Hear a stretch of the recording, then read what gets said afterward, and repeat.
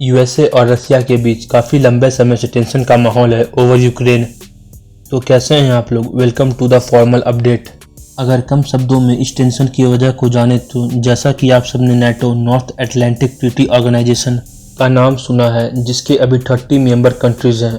और इसकी सबसे खास बात यह है कि अगर किसी भी एक देश पे अटैक हुआ तो उसे पूरे नेटो कंट्रीज पे अटैक माना जाएगा। यूक्रेन भी नेटो की मेंबरशिप चाहता है, लेकिन रसिया नहीं चाहता कि यूक्रेन को नेटो की मेंबरशिप मिले, क्योंकि इससे रसिया को यूक्रेन के साथ कॉन्फ्लिक्ट बहुत भारी पड़ेगा, क्योंकि पूरी वेस्टर्न कंट्रीज एक साथ आ जाएगी to defend Ukraine.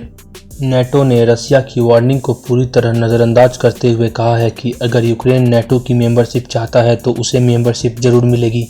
European union ने मॉस्को को वार्न करते हुए कहा है कि यूक्रेन पे किसी भी तरह से एग्रेशन का अंजाम बहुत बुरा होगा।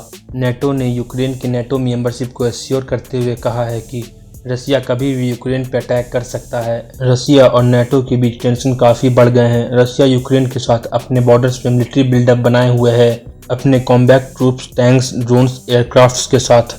यूक्रेन नेटो का मेंबर नहीं है और इन फ्यूचर अगर रसिया यूक्रेन पे अटैक करता है तो यूक्रेन खुद को डिफेंड नहीं कर पाएगा against Russian military. Russian president Vladimir Putin ने यूक्रेन के नेटो मेंबरशिप को नेशनल थ्रेट बताया है। रसिया के लिए मॉस्को नहीं चाहता है कि नेटो ईस्ट की तरफ और एक्सपेंशन करे। व्लादिमीर पुतिन इस बात से भी बहुत नाराज हैं कि यूक्रेन, जो कि पहले सोवियत यूनियन का हिस्सा था और अभी भी रसिया और यूक्रेन के कल्चर, लैंग्वेज बहुत सिमिलर है, और यदि यूक्रेन नेटो का पार्ट बन जाता है तो इससे यूक्रेन के बॉर्डर पर वेस्टर्न आर्मीज रहेगी, जो कि नेशनल थ्रेट है रसिया के लिए, और इससे रसिया के भी सोशल कल्चर पर वेस्ट का इम्पैक्ट पड़ेगा, डेट इज डेमोक्रेसी। क्योंकि रसिया डेमोक्रेटिक कंट्री नहीं है और यूक्रेन के नेटो मेंबरशिप के बाद हो सकता है डेमोक्रेटिक आइडियाज रसिया की तरफ भी एक्सपेंड करे और व्लादिमीर पुतिन के अगेंस्ट प्रोटेस्ट हो इन रसिया। यूक्रेन के प्रेसिडेंट जेलेंस्की ने यह कहा है कि यूक्रेन के नेटो ज्वाइन करने का मेजर रीजन रसिया एनेक्सेशन है। 2014 में रसिया ने यूक्रेन से क्रीमिया को एनेक्स किया था, और जो कि एक मेजर थ्रेट है यूक्रेन के लिए।